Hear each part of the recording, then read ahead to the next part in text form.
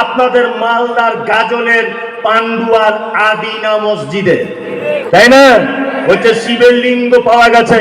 সারা পশ্চিম বাংলার 1947 সালে 15ই আগস্ট এই যে স্বাধীনতা লাভ করেছে, স্বাধীনতার পর থেকে 2024 সাল পর্যন্ত, আজকে 24 তারিখ না 22 তারিখ, কোন মহারাজ আদিনা মসজিদের শিবের লিঙ্গ খুঁজে পেল না। পশ্চিম বাংলার কোন মহারাজরা দেখতে পেল না। আর দিল্লি থেকে কোন গোপাল ভাঁড় এসে এখানে বলে দিচ্ছে এর ভিতরে দেবদেবী আছে, এর ভিতরে শিবের লিঙ্গ আছে। ভণ্ডামি খুঁজে পাও না, বদমাইশি জায়গা পাও না। 1947 সাল থেকে আজও পর্যন্ত এই ব্যাপারে কোনো তথ্য নেই। আর 2024 সালের সামনে বিধানসভার ভোট, এই লোকসভার ভোট, ফ্রিতে রাজনীতি করতে এসেছে। পশ্চিম বাংলায় কোনো অস্তিত্ব নেই। কি বললাম বুঝলেন? কোন অস্তিত্ব নেই। এগুলো করছে কারা? এই গেরুয়া কালার এই সমস্ত চিজেরা এটা করছে। মাথায় রাখবেন, এটা হচ্ছে কাজী নজরুলের বাংলা। মাথায় রাখবেন, এটা রবীন্দ্রনাথের বাংলা। মাথায় রাখবেন, এটা শান্ত বাংলা। দিল্লিতে দাঙ্গা করা সম্ভব। ওই আপনার বাবরি মসজিদে 1992 সালে দাঙ্গা করে মুসলমানদের মারা সম্ভব হয়েছিল। 2024 সালে পশ্চিম বাংলাতে আদিনা মসজিদকে কেন্দ্র করে এটা আর সম্ভব নয়। আমাদের মসজিদ আদিনা মসজিদই থাকবে। পশ্চিম কালেও এটা কখনো মন্দির হতে দেওয়া যাবে না, ইনশাআল্লাহ। ইনশাআল্লাহ। আবার বড় দুঃখ লাগছে এই জায়গাটায়, সারা পশ্চিম বাংলার মাটিতে যত নেতা নেত্রী রয়েছে, সেটা মুসলিম হোক, হিন্দু হোক, যেই হোক, গত পরশুদিন আদিনা মসজিদে যে কাণ্ড ঘটেছে, একটাও রাজনৈতিক কোন নেতা মুখ খোলেনি।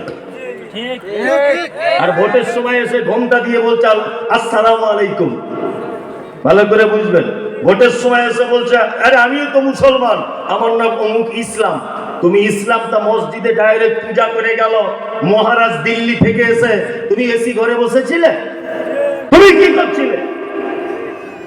অন্তত পক্ষে কিছু করতে পারো না পারো, অন্তত পক্ষে একটু হুঙ্কারটাও দাও, তাও তো দিলে না। তার মানে বোঝা যাচ্ছে তোমার দুই রকমের চরিত্র। আল্লাহ কোরআনে কি বলছেন? অদ্দুলাউ তুদিকিনু ফায়ুদহিনুন, অদ্দুলাউ তুদিকিনু ফায়ুদহিনুন। আল্লাহ নবীকে বলছেন, নবী আপনার পক্ষে এটা উচিত হবে না যে আপনি তাদেরকেও বলবেন তোমরা 360টা দেবদেবী পূজা করছো, করো, আমি আমার আল্লাহকে মানছি, মানবো, তুমি তোমার মতো থাকো, আমি আমার মতো থাকি। এটা কখনোই উচিত নয়। নয় ইসপার, নয় উসপার।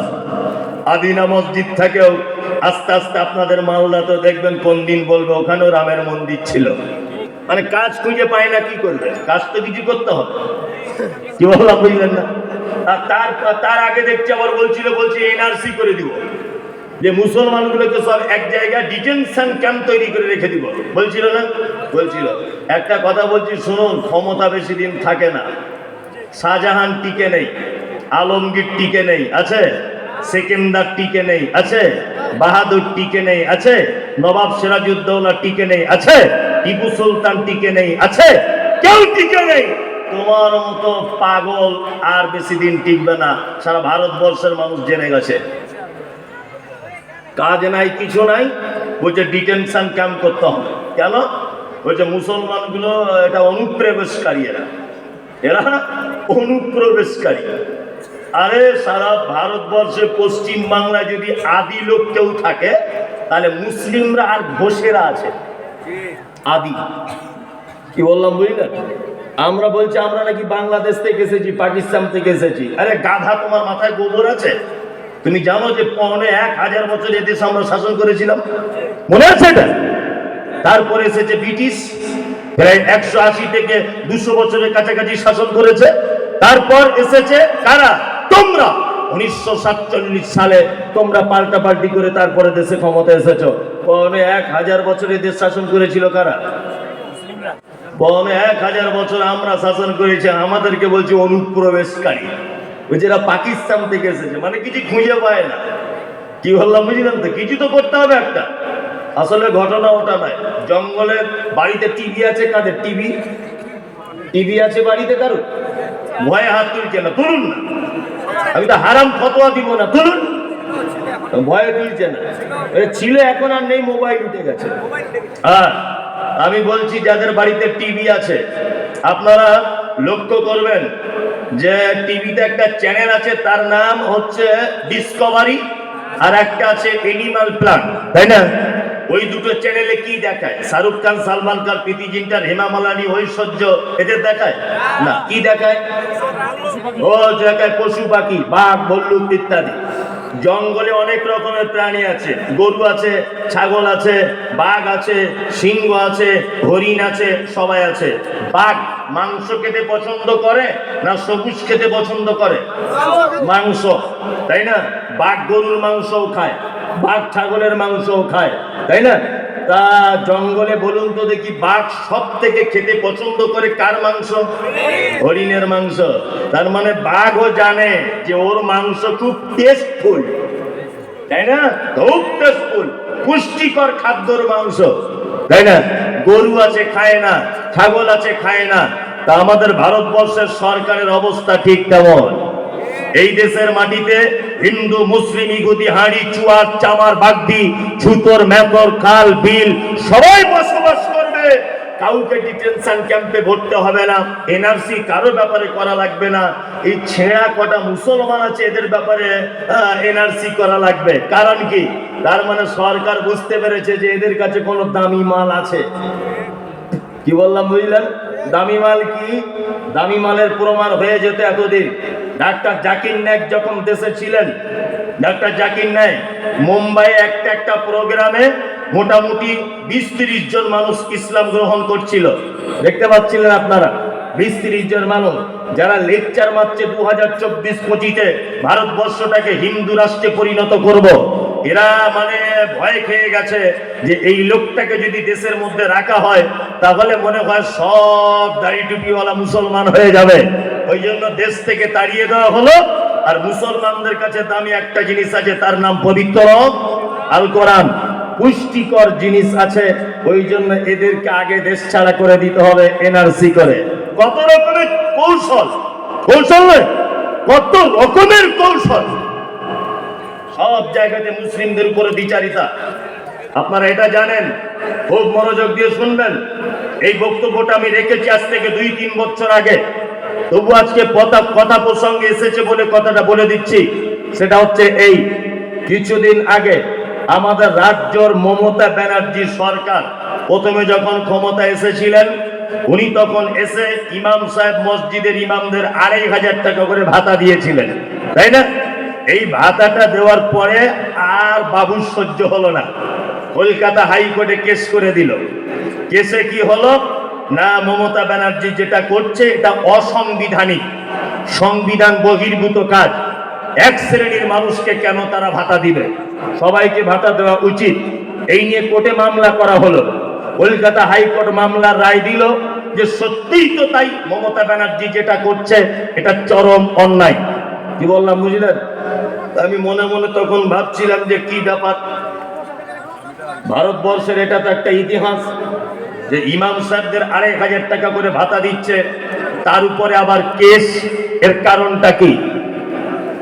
অতিরিক্ত ভালো নয়। এরা যা করছে গেটের লোকগুলো, আপনারা বসে বলুন না, বসে বলুন, বসে বলুন, বসে বলুন, যে যেখানে আছেন বসুন, বসে বলুন। হ্যাঁ বসুন, হ্যাঁ বসুন, বসুন, হ্যাঁ বসে যান। বসার জায়গা না পেলে আপনি তখন পরিস্থিতি বুঝে দাঁড়ান, এমনি বসে যান আর চিল্লামিল্লি করিয়েন না, চলুন। তা যখন কলকাতা হাইকোর্ট এটা নাকচ করে দিল যে ইমাম সাহেবদেরকে ভাতা দেওয়া যাবে না, তবু আমাদের রাজ্য সরকার বলেছিলেন তোর ডাক শুনে যদি কেউ না আসে তবে একলা চলো রে, আমি একা একাই দিব ভাতা। ভাতা চলছিল। কিছুদিন আগে 2023-এ আবার কলকাতা নেতাজি ইন্ডোরে ডেকে, আবার উনি যদিও ডাকেননি, ওটা অন্য লোক ডেকেছিলেন, উনি এসে আবার 500 টাকা বাড়ালেন, দিয়ে 3000 টাকা হলো, তাই না? এই 3000 টাকা দেখে আর মাথায় কাজ করলো না। মামলার উপরে মামলা, মামলার উপরে মামলা। তা আমি ছোট থেকে একটা অভ্যাস আছে আমার পেপার পত্র পত্রিকা পড়া। তা মনে মনে ভাবছি যে মমতা ব্যানার্জি কেন বা এত পাগল হলো, ওই বা কেন শুধু মুসলমানদের ভাতা দিচ্ছে, আর বিজেপি কেন বাবার কেস করে দিল, ঘটনা কি? তখন বই পড়তে পড়তে পড়তে আমি আবু রিদার একটা বই আমার চোখে চলে এলো। বইটা পড়তে পড়তে অবাক হয়ে গেলাম। আল্লাহু আকবার! যে ভাতা তো ২,৫০০ টাকা দূরের কথা, প্রত্যেক মসজিদের ইমামদের ২.৫ লক্ষ টাকা যদি মাসে দেওয়া হয় তবু ওই টাকা শেষ করা যাবে না। ২.৫ লক্ষ টাকা যদি দেওয়া হয় তবুও শেষ করা যাবে না। সারা ভারতবর্ষে মুসলমানদের ওয়াকাফের সম্পত্তি ছিল। আপনাকে সারা ভারতবর্ষেরটা বাদ দেন, সারা ভারতবর্ষেরটা বাদ দেওয়ার পরে শুধুমাত্র পশ্চিম বাংলাতে আপনাদের কত ওয়াকাফের সম্পত্তি আছে এটা আপনাদের জানা নেই। মোবাইলে সার্চ করবেন, আপনাদের রায়গঞ্জ বাস স্ট্যান্ডের পাশে ৩.৫ একর জমি আছে মুসলিমদের ওয়াকাফের সম্পত্তি। রায়গঞ্জ বাস স্ট্যান্ডের পাশে ৩.৫ একর জমি। আমি অনেক তথ্য পড়াশুনো করে বুঝে তবে বলছি, জানি না সেই জমিটা এখন দখল কারা করে আছে। এটা মুসলমানদের সম্পত্তি। শুধু তাই নয়, কলকাতা যে দাদা দিদি প্লেনে করে দিনরাত নামছে, হ্যাঁ কি নাম? নেতাজি সুভাষচন্দ্র বিমানবন্দর, কলকাতার বিমানবন্দর, যেখানে প্লেন নামে ৪১ বিঘা জমি আছে ওয়াকাফের সম্পত্তি। ৪১ বিঘা। শুধু এই নয়, কলকাতা আলিপুর আবহাওয়া দপ্তর যেটা আছে, টোটাল মুসলমানদের সম্পত্তিটা আছে। ইস্ট বেঙ্গল ক্লাব মুসলমানদের সম্পত্তির উপরে আছে। মোহনবাগান মুসলমানদের সম্পত্তির উপরে আছে। ইডেন গার্ডেন যেখানে কোটি কোটি টাকার ক্রিকেট ম্যাচ হয় মুসলমানদের সম্পত্তির উপর অবস্থিত রয়েছে। আপনারা জানেন কলকাতা টিপু সুলতান বলে একটা মসজিদ আছে ধর্মতলার পাশে। টিপু সুলতান মসজিদের পাশে যত জমি জায়গা দোকানপাট আছে, টোটাল দোকানপাট জমি জায়গা মুসলমানদের। আপনারা জানেন কলকাতায় শহীদ মিনার মুসলমানদের জমির উপরে অবস্থিত রয়েছে। আপনাদেরকে আশ্চর্য হয়ে যাবেন বললে, যেখানে দ্বিতীয় হুগলি সেতুর পাশেই নবান্ন তৈরি করা হয়েছে, মুসলমানদের ওয়াকাফের সম্পত্তি রয়েছে। কলকাতা নাখোদা মসজিদ এবং ওর চতুর্দিকে যত জমি জায়গা রয়েছে সমস্ত জমি জায়গা মুসলমানদের ওয়াকাফের সম্পত্তির উপর অবস্থিত রয়েছে। আপনাকে আরো বললে আশ্চর্য হবেন, আপনি কলকাতা আকাশবাণী যেখান থেকে খবর পাঠ করা হয় মুসলমানদের ওয়াকাফের সম্পত্তিতে অবস্থিত রয়েছে। আরো একটা কথা বলি, কলকাতাকে বলা হয় আপনার টলিউড অর্থাৎ টালিগঞ্জ, যেখানে সিনেমার নায়ক নায়িকারা বসবাস করে, যেখানে সিনেমা পাড়া বড় হয়। এই জায়গাটার আসল নাম হচ্ছে টি আলীগঞ্জ, শর্ট ফরম, ফুল ফরম হচ্ছে তাগের আলীগঞ্জ। ৫৫০ বিঘা আছে জমি মুসলমানদের। সারা পশ্চিম বাংলাতে মুসলমানদের ওয়াকাফের সম্পত্তির আয় হয় ৮,০০০ কোটি টাকা। ৮,০০০ কোটি টাকা। আর মুসলমান ইমাম সাহেবদেরকে দেয় মাত্র ২১০ কোটি টাকা। কোথায় ২১০ কোটি টাকা আর কোথায় ৮,০০০ কোটি টাকা? মানে বুঝতে পারছেন আমাদের টাকা আছে কত? বুঝতে পারছেন কত টাকা আছে পশ্চিম বাংলাতে? আরে এনআরসি করে ভারতবর্ষ থেকে তাড়িয়ে দিতে হবে। আদিনা মসজিদ দখল করে রাম মন্দির করতে হবে। বাবরি মসজিদ ভেঙে দিয়ে রামের মন্দির করতে হবে। মুসলমানগুলোকে বার করে দিতে হবে। বার করে দেওয়ার আগে একবার লেজ তুলে মুসলমানদের ইতিহাসটা জানার চেষ্টা করো। তারপর এটা এই দেশ ভারতবর্ষ কারোর বাপের সম্পত্তি নয়, কারোর বাপের সম্পত্তি নয়। তুমি জানো মুসলমানদের অবদান কত আছে সারা ভারতবর্ষে? ১৯৪৭ সালের আগে ১,০০০ বছর যখন আমরা এই দেশে শাসন করেছি, শাসন করার পরে ব্রিটিশ ক্ষমতায় এসেছে ১৮০ থেকে ৯০ বছর, ২০০ বছরের কাছাকাছি ব্রিটিশরা এই দেশ শাসন করেছে। ব্রিটিশদের শাসন ছিল কেমন? গরিব নীল চাষিদের উপরে অতিরিক্ত কর আদায় করা। মুসলমান তার নামের আগে মোহাম্মদ দিলে তার কাছ থেকে জোর করে কর আদায় করা। মুসলমান দাড়ি রাখলে তার ব্যাপারে কর আদায় করা। যখন সারা ভারতবর্ষে ইংরেজ বিরোধী আন্দোলন যখন শুরু হয়ে গেল, ইংরেজদেরকে দেশ থেকে তাড়িয়ে দিতে হবে, এই আন্দোলন যখন শুরু হলো, ব্রিটিশদেরকে দেশ থেকে তাড়াবার জন্য ইতিহাস বলছে সর্বপ্রথম যারা পদক্ষেপ গ্রহণ করেছিল তারা হচ্ছে এক শ্রেণীর আলেম। ইতিহাস বলছে এটা। মাওলানা ইসমাইল অমৃতসরী, মাওলানা সানাউল্লাহ, আশফাকুল্লাহ খান, বাদল বিনয় দিনাস, প্রফুল্ল, এদের নাম ইতিহাসের পাতাতে লেখা হয়েছে। ভারত স্বাধীনতায় এদের অবদান, কিন্তু মুসলমানদের নামগুলোকে বাদ দিয়ে দিয়েছে। এটা একটা চালাকি, চালাকি নয়, চালাকি। ব্রিটিশরা গোয়েন্দা পাঠিয়েছে। দেখো তো ভারত থেকে আমাদের তাড়াবার জন্য কারা সব থেকে বেশি আগে বাড়ছে। গোয়েন্দারা রাতের অন্ধকারে চলে এলো, তারা রিপোর্ট পেশ করলো ব্রিটিশ সৈন্যদের কাছে, সেনাদের কাছে, যারা দায়িত্বে আছে তাদের কাছে, যে আপনাদের ভারতবর্ষ থেকে বার করে দেওয়ার সব থেকে বেশি যারা আন্দোলন করছে তারা হচ্ছে আলেম। ইতিহাস আজও পর্যন্ত সাক্ষী। 1947 সালে 13ই আগস্ট রাত্রি 12টার সময়তে দিল্লির চাঁদিনী চক থেকে দিল্লির খায়বার পর্যন্ত ব্রিটিশ তাদের সেনা ঢুকিয়ে দিয়ে এক রাত্রিতে 40,000 আলেমদেরকে মেরে গাছের ডালে টাঙিয়ে দেওয়া হয়েছিল। ভারত স্বাধীনতার প্রথম অবদান 40,000 আলেমের। দেশ ছেড়ে চলে যেতে হবে আর আদিনা মসজিদ ভেঙে মন্দির করতে হবে? চলো, সারা ভারতবর্ষে আমরা কি দিতে পারিনি? এমন একটা জায়গা নেই যেখানে মুসলমানদের অবদান নেই। কোন জায়গাতে তুমি দেখাবে? তাজমহল কার? কার? মুসলমানের। ওই আপনার দিল্লির জামে মসজিদ কার? মুসলমানের। কুতুব মিনার কার? মুসলমানের। হাজারদুয়ারি কার? মুসলমানের। সারা ভারতবর্ষের যত ঐতিহ্যবাহী জিনিস, সমস্ত ঐতিহ্যবাহী জিনিসটা আমাদের। আমাদের নয়। আমরা কি দিতে পারিনি? ভালো নায়ক খুঁজছিলে, আমরা সালমান খানকে দিয়েছি, শাহরুখ খানকে পর্যন্ত দিয়েছি।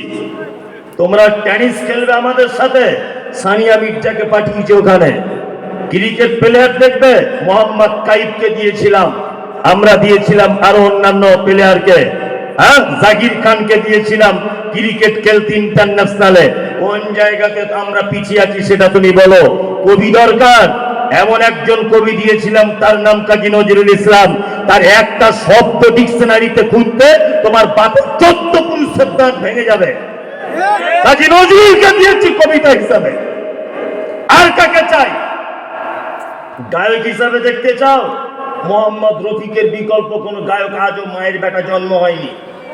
মোহাম্মদ আজিজের মতো গায়ক আজও পর্যন্ত কোন বাপের বেটার জন্ম হয়নি।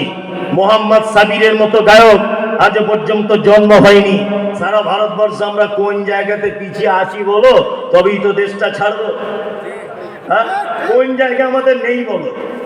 হ্যাঁ, তবে এবার আপনাদেরকে বলছি, এই যত রকমের মসজিদ ভেঙে মন্দির, যত রকমের বিপদ, একটি মাত্র কারণ, দুটি কারণ। কটি কারণ? দুটি। এক, তারাক্তু ফীকুম আমরাইন লাম তাজিল্লু মা তামাসসাকতু বিহিমা কিতাবাল্লাহি ওয়া সুন্নাতে রাসূল। মুহাম্মদ সাল্লাল্লাহু আলাইহি ওয়াসাল্লাম তিনি বলছেন, পৃথিবীতে তোমরা ততদিন পর্যন্ত টিকে থাকতে পারবে যতদিন পর্যন্ত তোমরা দুটো জিনিস আঁকড়ে ধরে থাকবে। কটা? দুটা, কোরআন আর হাদিস। আমরা টিকে আসতে পারি? টিকে থাকতে আছি? না, নাই। এই আপনাদেরকে একটা কথা জিজ্ঞেস করি, কথাটা বুঝে ভালো করে উত্তর দিবেন। আমরা সেই মুসলমান আছি আর নাই? আশ্চর্য ব্যাপার, এগুলো দুঃখ লাগে। ওই কথা অনেক জায়গায় বলি। মুর্শিদাবাদে কোন একটা জায়গায়, দৌলতাবাদ বলে একটা জায়গায় বাস দুর্ঘটনা হয়েছিল। বাস, জানেন, শীতকালে বাসটা নদীতে পড়ে গিয়েছিল। খবর রেখেছেন তো? খবর রেখেছেন। শীতকালে বাস নদীতে পড়ে যাওয়ার পরে আমি কিছুদিন পর ওই রাস্তা দিয়ে আসছি প্রোগ্রাম করতে। একটা চাচাকে জিজ্ঞাসা করে বলছি, চাচা সত্যি করে বলো তো বাসের ভিতরে মুসলমান কেউ ছিল? তখন চাচা বলছে, আমাদের ক্লাবের ছেলেরা কিছু ছেলেকে উদ্ধার করেছিল, কিছু ছেলেরা। তবে হিন্দু মুসলমান বোঝার জন্য প্যানের চেন খুলে সব ক্লাবের দরজা লাগিয়ে দেখেছে যে কে মুসলমান আর কে হিন্দু। তা বর্তমানে মুসলমানরা মার খাবে না? হ্যাঁ, তাহলে ঠিক করছে, মারতে এমনি খেতে হবে। তুমি আর মুসলমান আছো, তোমাকে এখন চিনতে গেলে চেন খুলে দেখতে হবে যে তুমি মুসলমান আছো কিনা, তাই না? জি। একটা কথা বলি, আমি একটা বাড়িতে কুকুর পুষেছি, কুকুর, প্রতিদিন তাকে বিরিয়ানি খাওয়াই। এখন এই কুকুরটা যদি ভুল করে কোনোদিন আপনার বাড়িতে যদি ঢুকে যায়, আচ্ছা বলুন তো, আপনি বিরিয়ানি দেবেন না ঝাঁটার বাড়ি চালাবেন? ঝাঁটার বাড়ি, তাই না? তার মানে বোঝা যাচ্ছে ঘর ভুল করলে মায়ের কি খেতে হয়, দরজা ভুল করলে মায়ের খেতে হয়। তাহলে আমাদের দরজা ভুল হচ্ছে কি হচ্ছে না? বলবো দরজা ভুল। ঈদের আগে চুল কেটে এসেছে একটা চ্যাংড়া ছেলে, যুবক ছেলে, তা এইরকম কাঁচি চালিয়েছে আর এইরকম চালিয়েছে। তাকে দেখে মনে হচ্ছে যে ওর ছোট লোকের বেটা হয়। এইদিকে কালো, এইদিকে সাদা, আর এইদিকে সবুজ কালার করে এসেছে। একটা জিন্স প্যান্ট পরেছে ঈদের দিনে, তার চারিদিকে ছেঁড়া। আচ্ছা বলুন তো, এটা কোন নবীর সুন্নাত? এটা মেয়ে নবীর সুন্নাত। সাহাবীদের সুন্নাত। আল্লাহু আকবার। ঘুম থেকে উঠে ঘুমোতে যাবার আগ পর্যন্ত, ঘুম থেকে উঠে ঘুমোতে যাবার আগ পর্যন্ত আপনার সারা দিনের 24 ঘন্টা রুটিন অনুযায়ী আপনার সুন্নত অনুযায়ী হয়? হয়? হয় না। ঘুম থেকে উঠে ঘুমোতে যাওয়ার আগ পর্যন্ত যা কিছু আপনি করেন, সমস্ত কিছুই বেশিরভাগ হাদিস এবং কোরআনের কি বিপরীত। আল্লাহু আকবার। তো মুসলমানরা মারি খাবে না? আজকে উপর মহল জেনে আছে এরা সেই মুসলমান না, এরা শুধু গরুর গোশ আর মুসলমানই দেওয়া মুসলমান, তাই না? আমাদের সেই ইমান আর আছে নাই। ইমান কতটা আমাদের কঠিন মানে জায়গায় পৌঁছে গেছে, আপনি ভাবুন। বইয়ের ছেলে হয় না, মাজারে গিয়ে সেজদা দিচ্ছে, তো এরা মার খাবে না, আর অন্য কেউ মার খাবে? হ্যাঁ, এরা তো এমনিতেই মার খাবে। আল্লাহু আকবার। যে কথা বলছিলাম, নবীজির প্রতি কি ভালোবাসা। এবার চমৎকার চমৎকার কয়েকটা কোরআনের আয়াত এবং কয়েকটা সহিহ হাদিস আপনাদেরকে আমি বলে দিই। এক, উহুদের যুদ্ধ হয়েছিল 3 হিজরিতে, জানা আছে? কত হিজরি বললাম? 3 হিজরি উহুদের যুদ্ধে। আল্লাহ নবী সাল্লাল্লাহু আলাইহি ওয়াসাল্লাম উহুদের যুদ্ধের আগের দিন বিকাল বেলাতে একজন সাহাবীর বিবাহ পড়িয়েছিলেন। সাহাবীটির নাম হানজালা। কি নাম? হানজালা। বিবাহ পড়িয়েছেন, আর বিবাহতে আল্লাহর নবী এত খুশি হয়েছিলেন যে খাজুর সাহাবীদের ভিতরে বিলি বন্টন করেছিলেন। হানজালা স্বামী স্ত্রী দুজনা বাসর রাত্রিতে শুয়ে আছে। নবীর প্রতি প্রেম দেখুন। উহুদের যুদ্ধের ডাক হয়েছে, হানজালা তাড়াতাড়ি করে বিছন থেকে উঠে পড়েছে। বিবি বলছে, কোথায় কোথায়? বলছে, আল্লাহ রাসূল যুদ্ধের ডাক দিয়েছে, আর 1 সেকেন্ড বসে থাকা যাবে না, 1 সেকেন্ড অপেক্ষা করা যাবে না। হানজালা তার যুদ্ধের পোশাক, যা কিছু প্রয়োজনীয় জিনিস নিয়ে চলে গেলেন উহুদের যুদ্ধে। আপনারা জানেন উহুদের যুদ্ধে মুসলিমরা বিপদে পড়ে গিয়েছিল, এটা আপনারা জানেন। আর 70 জন সাহাবী এই যুদ্ধতে শহীদ হয়েছিল। কতজন? 70 জন সাহাবী এই যুদ্ধতে শহীদ হয়েছে। তার ভিতরে আল্লাহর নবী সাল্লাল্লাহু আলাইহি ওয়াসাল্লামের আপন চাচা, নাম হলো তার হামজা রাদিয়াল্লাহু তাআলা আনহু। আর কে? মুসআব বিন উমাইর। আর কে? হানজালা রাদিয়াল্লাহু তাআলা আনহু। 70 জন সাহাবী, আমি নিজের চোখে দেখে এসেছি। ফাঁকা আসমানের তলায় 70 জন সাহাবীর লাশ আছে। আল্লাহ নবী সাল্লাল্লাহু আলাইহি ওয়াসাল্লাম সাহাবীদেরকে বললেন, লাশগুলোকে এক জায়গায় করো। সব লাশ এক জায়গায় করা হলো, 2টো লাশকে খুঁজে পাওয়া যাচ্ছে না। কটা? 2টা। একটা হচ্ছে নবীর চাচা হামজা, 2, আর একটা হচ্ছে হানজালা। 2টো লাশ খুঁজে পাওয়া যাচ্ছে না। আল্লাহ রাসূল কাঁদছেন যুদ্ধের ময়দানে দাঁড়িয়ে। এমত অবস্থায় একজন মহিলা এসেছে পর্দা সহকারে, এসে আল্লাহ নবীকে বলছেন, আল্লাহ নবী, আপনি কি আমাকে চিনতে পারছেন? আপনি আমাকে চিনতে পারছেন? তখন আল্লাহ নবী সাল্লাল্লাহু আলাইহি ওয়াসাল্লাম বলছেন, না। তখন মহিলা হাতটা বার করে দিয়ে বলছেন, আল্লাহ রাসূল, এই দেখুন আমার হাতে মেহেন্দি, বুঝতে পারছেন? বলছে, হ্যাঁ মেহেন্দি তো বোঝা যাচ্ছে। বলছে গতকাল বিকাল বেলাতে আপনি কারো বিবাহ করিয়েছিলেন? আল্লাহ রসুল বলছেন হ্যাঁ বিবাহ করিয়েছি হানজালার। তখন মহিলা বলছেন আল্লাহ রসুল আমি সেই হানজালার স্ত্রী যার আপনি বিবাহ করিয়েছেন। তখন আল্লাহ রসুল বলছেন মহিলা তুমি কি তোমার স্বামীর ব্যাপারে খোঁজ খবর নিতে এসেছো? তখন মহিলা বলছেন আল্লাহ রসুল আমার স্বামী বেঁচে আছে না মারা গেছে ওটা আপনাকে জিজ্ঞাসা করতে আসিনি। আমি এসেছি একটা মাত্র কারণে, সেটা হচ্ছে এই যে আমার স্বামী যদি এই যুদ্ধতে শহীদ যদি হয় তাহলে আপনি দয়া করে আমার স্বামীকে একটু গোসল করিয়ে দিবেন, কারণ আমার স্বামী বাসর রাত্রিতে আমার সাথে মিলন করেছিল। আপনি জিহাদের ডাক দিয়েছেন আর আপনারা ডাক শুনে ও গোসল পর্যন্ত করতে ভুলে গেছে। আল্লাহর নবী দয়া করে আপনি তাকে একটু গোসল করিয়ে দিবেন, কারণ আপনি তো বলেছেন যুদ্ধতে যারা শহীদ হয় জিহাদে যারা শহীদ হয়ে যায় তাদেরকে রক্ত মাখা অবস্থায় ওই জামা কাপড় পরিয়ে তাদেরকে দাফন করা হয়। আল্লাহ নবী আপনাকে বলতে এসেছি আমার স্বামীকে একটু দয়া করে আপনি গোসল করিয়ে তবে তাকে কবরস্থ করবেন।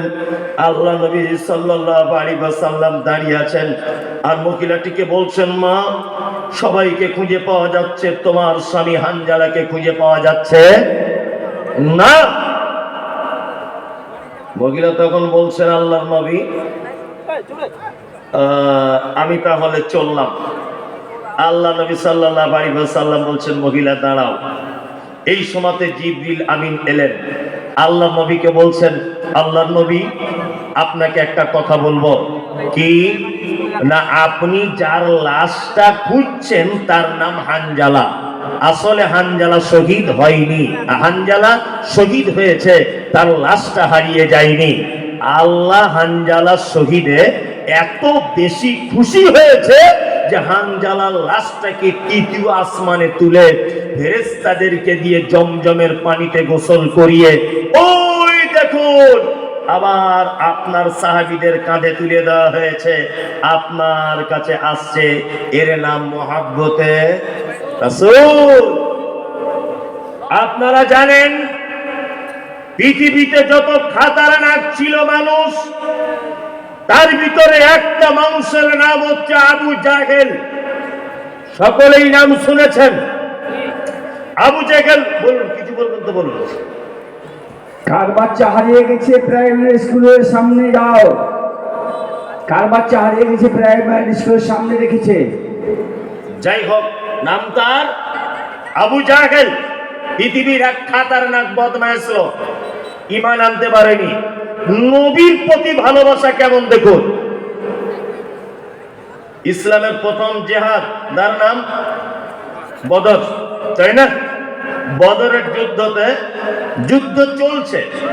আব্দুর রহমান ইবনে আউফ, আব্দুর রহমান ইবনে আউফ একজন সাহাবী এক জায়গাতে বসে যুদ্ধের তলোয়ার নিয়ে সরঞ্জাম নিয়ে উনি মনে মনে ফোন দিয়ে আসছেন যে কোন দিক দিয়ে মুশরিকদেরকে আঘাত করলে সুবিধা হবে, এটা মনে মনে ভাবছেন।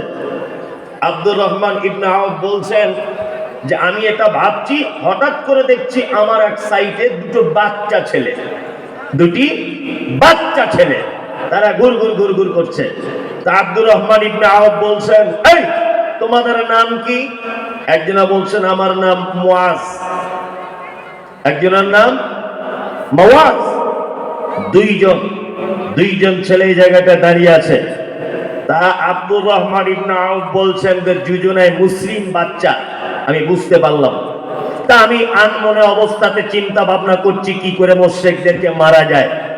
তার ভিতরে একটা ছেলে আমাকে এসে বলছে চাচা আবু জেহেলকে চিনো? আবু জেহেল লোকটা কোথায়? আবু জেহেল। তখন আব্দুর রহমান ইবনে আউফ বলছেন আল্লাহ রাসূলের সাহাবী এই তুমি বাচ্চা ছেলে আবু জেহেলকে খোঁজ করছো কেন? তখন বাচ্চা ছেলেটি বলছেন চাচা ওকে যদি একবার দেখতে পাই তাহলে তলোয়ার দিয়ে কেটে টুকরো টুকরো করে দিব, কারণ ও আমাদের নবী মুহাম্মদ সাল্লাল্লাহু আলাইহি ওয়াসাল্লামকে গালাগালি করে, নবীজিকে মারধর করে, নবীজিকে অত্যাচার করে। আমি একজন বাচ্চা, তবুও চাচা আমি নবীকে এত ভালোবাসি, আপনি শুধু একবার আমাকে দেখিয়ে দেন আবু জেহেল লোকটাকে, তার গর্দানকে আজকে টুকরো টুকরো করে দিব। বাচ্চা ছেলেটা বলছে। আব্দুর রহমান ইবনে আউফ চুপচাপ মেরে রয়েছেন। নবীর প্রতি যে কত ভালোবাসা। আব্দুর রহমান বিন আউফ বলছেন আমি অবাক হয়ে গেলাম। তারপরে আর একটা বাচ্চা এসে বলছেন চাচা আবু জাহেলকে চিনো? বলছে হ্যাঁ চিনি। কেন? বলছে ও এত বড় বদমাইশ, আমাদের নবী মুহাম্মদ সাল্লাল্লাহু আলাইহি ওয়াসাল্লামকে মারে, গালাগালি করে, উটের ভুঁড়ি পিঠের উপরে চাপিয়ে দেয়। এই রকম বদমাইশ পৃথিবীতে থাকবে আর আমরা পৃথিবীতে বেঁচে থাকবে, এটা হতে পারে না। আপনি একবার শুধু দেখিয়ে দেন তার গর্দান কেটে টুকরো করে দিব। এই দেখুন বাচ্চা ছেলে। আব্দুর রহমান ইবনে আউফ বলছেন ওই দেখো দূরে, ওই দূরে ঘোড়ার পিঠে চেপে আসছে, ওর নাম আবু জাহেল। আব্দুর রহমান ইবনে আউফ বলছেন আমি যখন আবু জাহেলকে দূর থেকে দেখিয়ে দিলাম, দুটি বাচ্চাকে দেখলাম হাত থেকে তলোয়ার বার করে এত দ্রুত গতিতে ছুটছে আবু জাহেলের দিকে। ছুটতে ছুটতে তারা দুজন, সে তো ঘোড়ার পিঠে আছে, বাচ্চা ছেলে তাকে তো লগাল পাচ্ছে না, কি করে মারবে। একজন বাচ্চা ছেলে হাদিসের বর্ণনা অনুযায়ী বলছেন যে আমি ঘোড়ার পায়ে আঘাত করলাম, ঘোড়া পড়ে গেল। যখনই পড়ে গেল আমরা দুইজন বাচ্চা আবু জেহেলের উপরে তলোয়ার নিয়ে ঝাঁপিয়ে পড়লাম। এইটা দেখার পরে আবু জেহেলের বেটা দেখতে পাচ্ছে আমার আব্বা তো প্রায় মারা যাবার অবস্থা, দুটো বাচ্চা ছেলে মেরে ফেলছে। আবু জেহেলের বেটা এসে এই মুআদ বলে বাচ্চা ছেলেটাকে হাতে তলোয়ার মারলো। তার একটা হাত কেটে ঝুলছে, সম্পূর্ণ কেটে যায়নি। বাচ্চা ছেলেটা হাদিসের বর্ণনা অনুযায়ী নিজের পায়ের তলায় হাতটাকে রেখে টেনে ছিঁড়ে দিলেন। ছিঁড়ে দেওয়ার পরে বলছেন এক হাত দিয়ে এত গতিতে তলোয়ার চালাতে লাগলাম যে আবু জাহেলকে মেরে টুকরো টুকরো করে দিলাম। আমরা দুই ভাই, এর নাম হচ্ছে আশিকে রাসূল, এর নাম হচ্ছে মুহাব্বতে রাসূল। সারা ভারতবর্ষ জুড়ে নবীর বিরুদ্ধে যখন বই লেখা হয়, সারা ভারতবর্ষ জুড়ে নবীর বিপক্ষে যখন কথা বলা হয়, সারা ভারতবর্ষ জুড়ে, ভারত পাকিস্তান বাংলাদেশ জুড়ে যখন আম্মাজান খাদিজা আল্লাহ নবীর ব্যাপারে, আম্মাজান আয়েশা বিশ্ব নবীর ব্যাপারে যখন কটূক্তি করা হয়, তখন তোমাকে খুঁজে পাওয়া যায় না। আর তুমি 4-5 হাত পাগড়ি মাথায় বেঁধে আশিকে রসুল দেখাতে এসেছো। তুমি আশিকে রসুল নয়, তুমি হচ্ছে আশিকে শয়তান। আশিকে শয়তান তুমি। বিশ্ব নবীর সুন্নতকে কবর দিয়ে, বিশ্ব নবীর দেখানো রাস্তাকে বাদ দিয়ে, বিশ্ব নবীর চলার পদ্ধতিকে বাদ দিয়ে যারা পীর ফকির হুজুর মাযহাব নিয়ে যারা ব্যস্ত, এরা আশিকে রাসূল নয়, এরা হচ্ছে আশিকে শয়তান। আপনি বিশ্বাস করলেও ঠিক, না করলেও ঠিক।